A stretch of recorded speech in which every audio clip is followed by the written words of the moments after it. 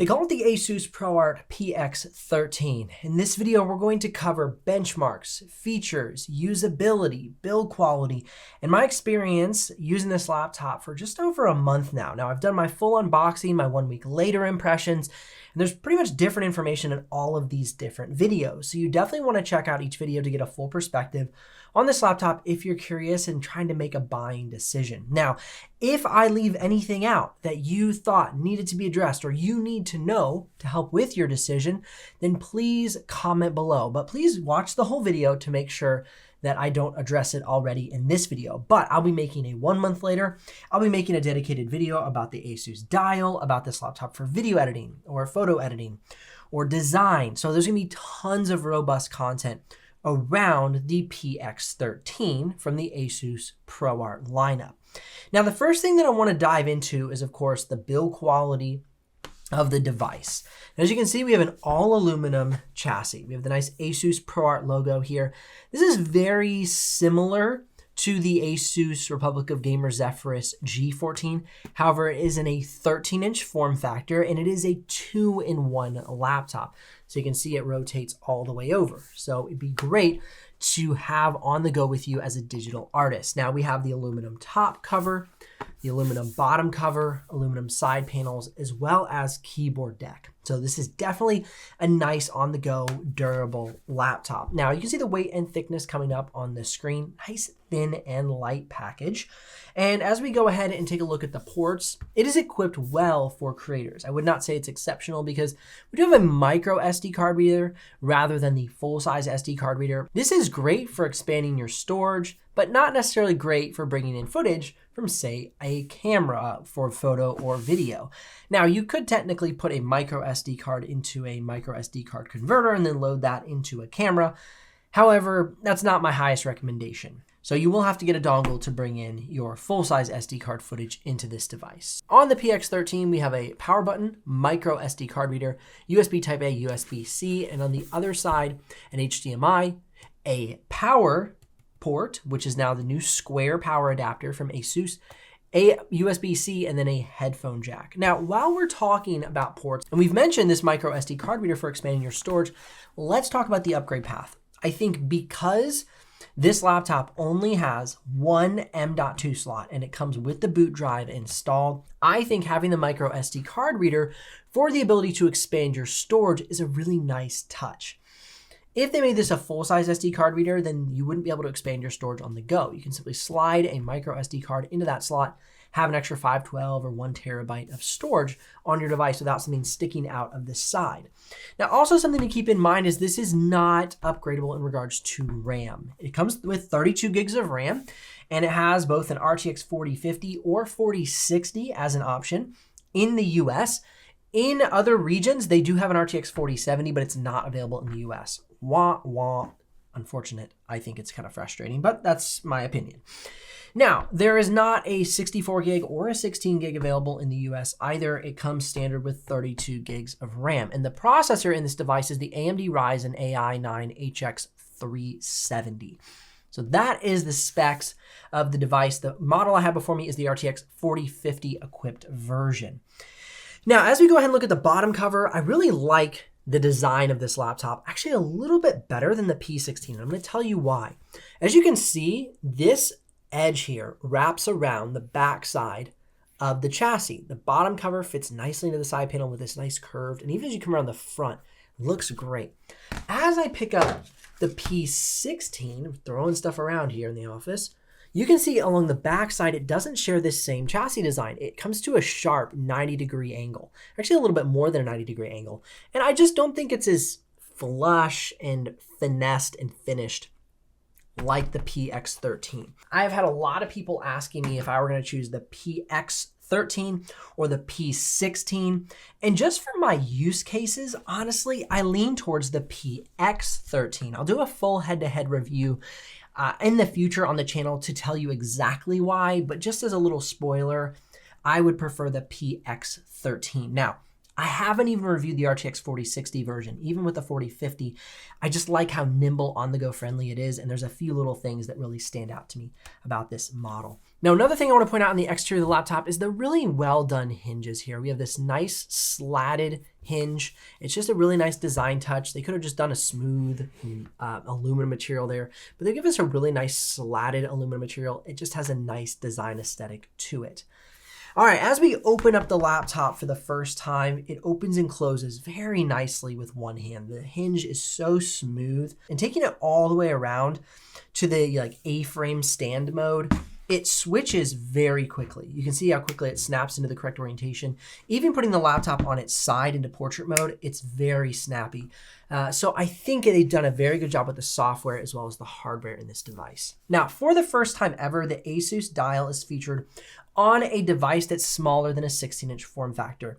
This is great. This wouldn't have been possible by putting a manual dial on the keyboard deck. So it was essential that they moved to the trackpad integrated dial in order to accommodate the dial feature into the smaller form factor laptop. Now, also that gave us a thinner form factor.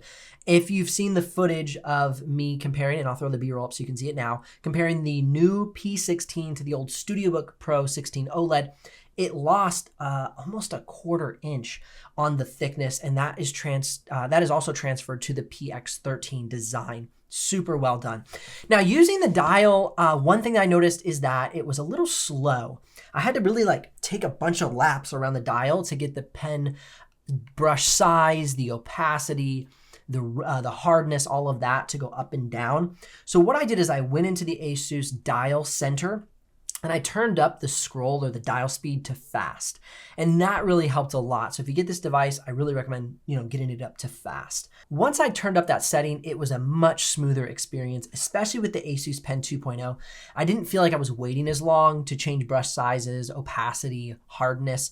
When it was slower, I was like, oh my gosh, okay. It didn't really act as much of a workflow improver because it still took time. Now, I didn't spend my time searching through menus. And so in that regard, the dial is fantastic. You have a lot of your common tools right there on the go with you. And I think that's the power of the dial, is having these things ready to go. Now, I would say in regards to the dial, turning it on and off, it's a little finicky. There we go. Third try. I got it. So I can get it off the first try. It's you gotta push and then, you gotta give a nice push and then you, tap it nice and hard and then you can swoop, slide it on, slide it off. So that was really nice. And the pen sensitivity is really nice as well. You can see I can do thicker brush strokes, thinner brush strokes, nice little thin lines for accents. And so the pen and the dial working together is very nice.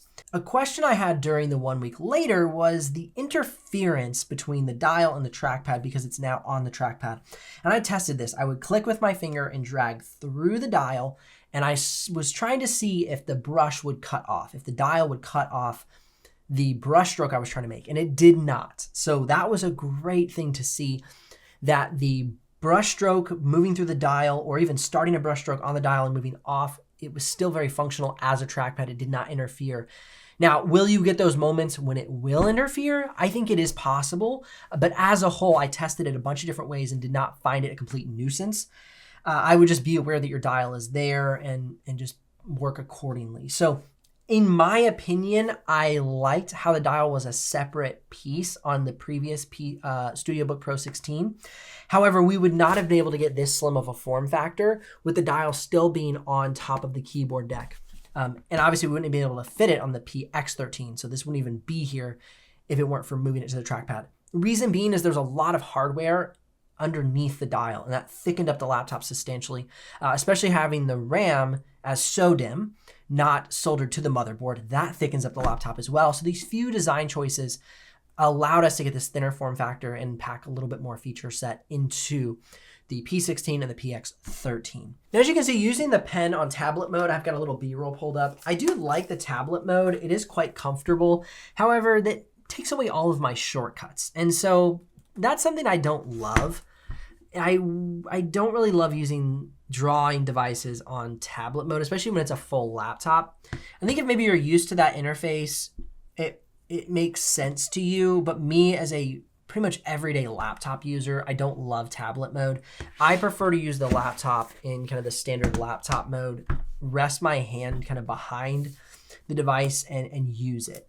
Honestly, what I like about the PX13 is the hinge is smooth, but it's also a little bit stiff. So by gently pushing down on the screen, it doesn't drop all the way down.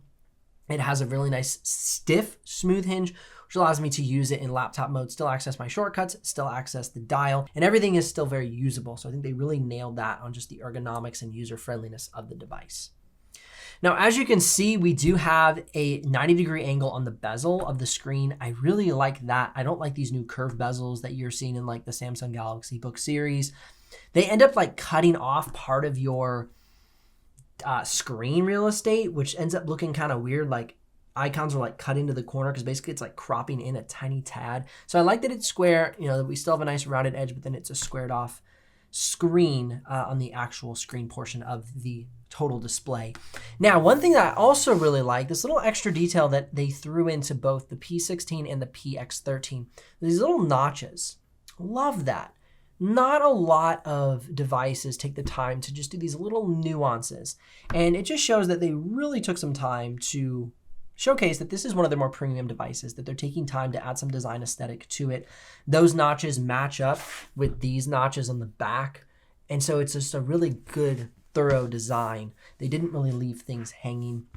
I love when that happens from a company. Now, I mentioned this in the beginning of the P16 video. This is not going to be a hypey video. If I praise something, it's because I mean it and I'm excited about it. I really want to give this device its honest review. So that's my whole goal with these.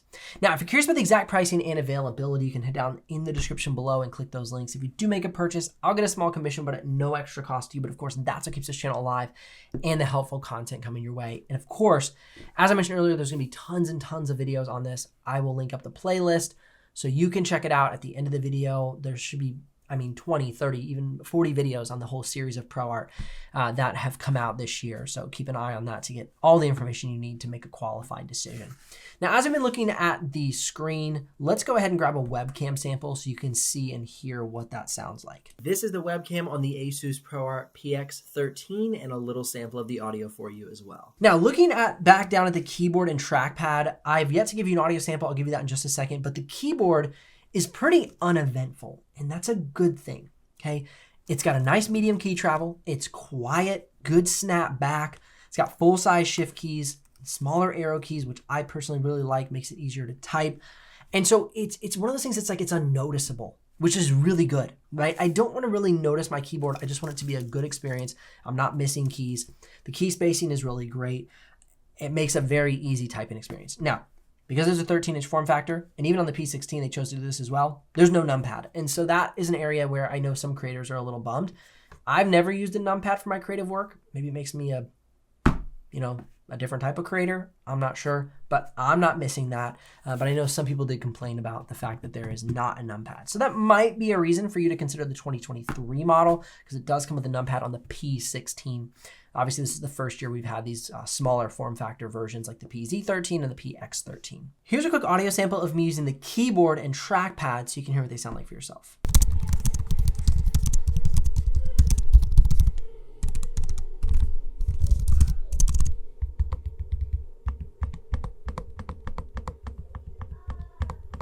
Now, as far as the speakers are concerned, that's one area that I wish we had upward-facing speakers, but we don't. We've got these downward-facing speakers, and so the audio is not superb, but it's serviceable. So here is a sample of the audio from the PX13.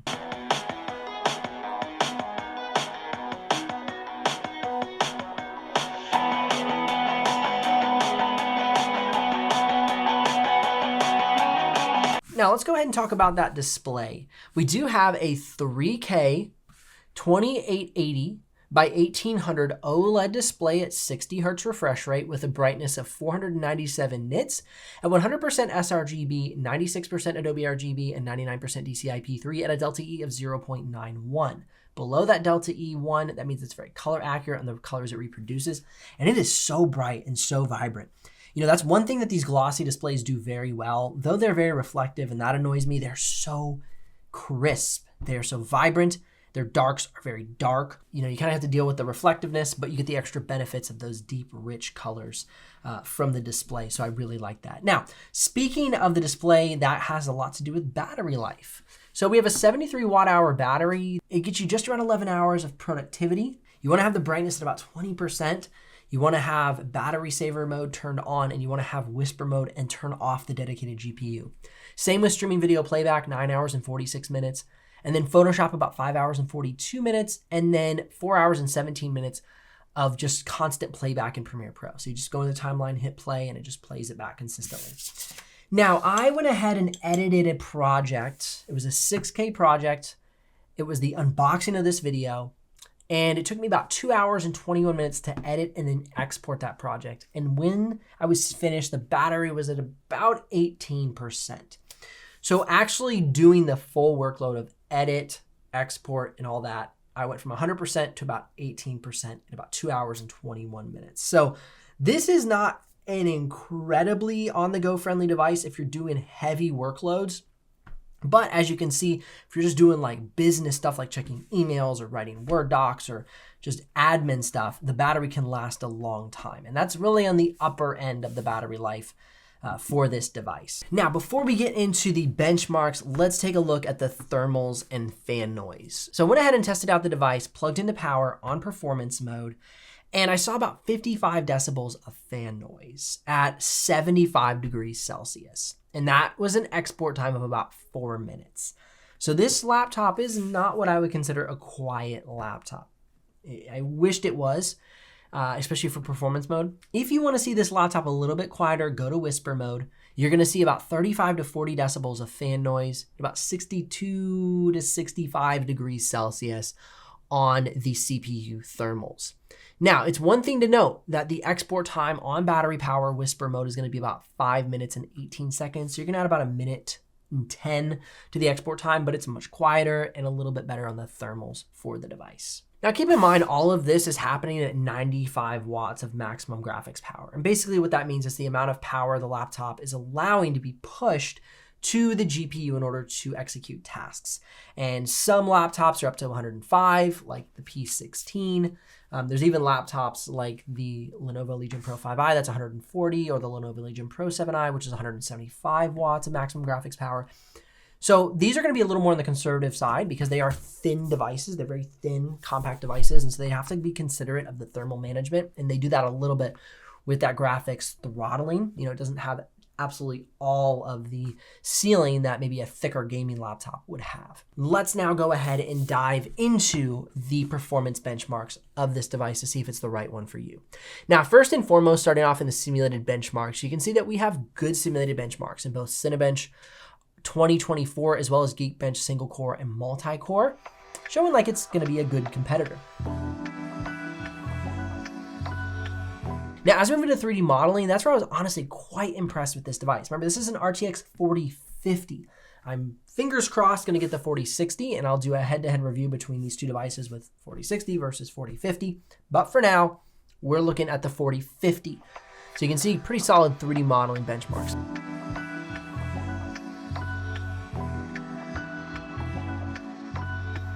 Now, what really amazed me most about this device was the Photoshop benchmark. 8,249 on the Photoshop benchmark, just behind the P16, which I thought was pretty fancy. Now, one thing I also had in the comment section during the 1 week later was the noise reduction. You know, how quickly can these new AI CPUs do noise reduction inside of Photoshop? So I went ahead into the camera raw filter and messed with the noise reduction slider inside of Photoshop, and it was very responsive. It really quickly made those adjustments without any lagginess. So that was really good to see. If the commenter of that was looking for a different noise reduction tool and not the camera raw filter one, comment below, let me know, and I'd be happy to kind of revise that a little bit. Also, Muse tree was a question on the comments of a previous video. So I will be doing a full video of that later on the channel, kind of exploring that and what that is. That's a ProArt AI tool. I always use quotes in AI because I think it's so funky, hokey. I'm not an AI fan if you can't tell. I'm not a fan of the hype around AI. I think AI has great tools. They're just overhyping it. Good heavens, calm down with the overhyping. Okay, before I get on a soapbox, let's keep moving forward. The next thing I want to show is the export times. For the 4K to 4K export time, 4 minutes and 6 seconds. Not the fastest export time. I honestly thought this would be a little bit quicker, especially after that Photoshop score, but it wasn't the fastest export time. Now for 6K B-RAW, I was actually pretty impressed. This is an RTX 4050, thin form factor laptop, and we saw 22 minutes and 35 seconds on the 6K B-RAW export. Pretty respectable for a laptop of this size than RTX 4050. Now, playback was also something that it did well. 0 drop frames for playback. That's out of the 16,177 in the project on 4K. 6K B-RAW, only 108 drop frames. Then in 6K red footage, 1,842. So decent for red, but great for 4K and B-RAW. Now, as we went on and check out DaVinci Resolve, 1 minute and 6 seconds for 1080p export to 1080p, 9-minute clip, and then 2 minutes and 45 seconds for the 4K to 4K export out of DaVinci Resolve. Now, I also did the 6K B-RAW to 4K and saw 4 minutes and 45 seconds. So really, really snappy laptop. Really good results for the benchmarks. So now, my conclusions on this device. Would I buy it? Would it be a good fit for me? Overall, I think it would be an excellent fit for me on the go. However, the one area that I was a little disappointed was the 2 hours and 21 minutes of video editing battery life. Because if I'm on a flight for say 4 to 5 hours, that only allows me to really edit one project. And so that's an area that I would love to see improved on this device moving forward if possible. But for everything else, about 6 hours of battery life for Photoshop, 10 hours for streaming video playback, and almost 11 for productivity. Man, this thing really nails it on the head. We have a really color accurate display that's nice and bright. Got the ASUS Dial, pen functionality. It's a 2-in-1 laptop. There's so much flexibility to this device. It is nice, thin, and light. It's got great performance inside of Photoshop, great performance for video editing, even with the RTX 4050. And the price point isn't crazy. Again, you can check the live pricing with the links in the description below. Although there is not an unoccupied M.2 slot for an upgrade path, you do have the micro SD card reader to expand your storage on the go. So I would say overall, if you're looking for a creator device, obviously no other device on the market outside of ASUS has the Dial, which I really do like for boosting my productivity and making it really easy to use the tools inside of Photoshop. So it occupies with excellence that niche of creator-focused laptop. Remember that there's going to be tons more content on the ASUS ProArt series, so don't forget to click or tap the screen to check out those videos in the playlist. Links are in the description if you're ready to make a purchase, and comment below if I missed something that you want to know about the PX13. I'll see you in the next video.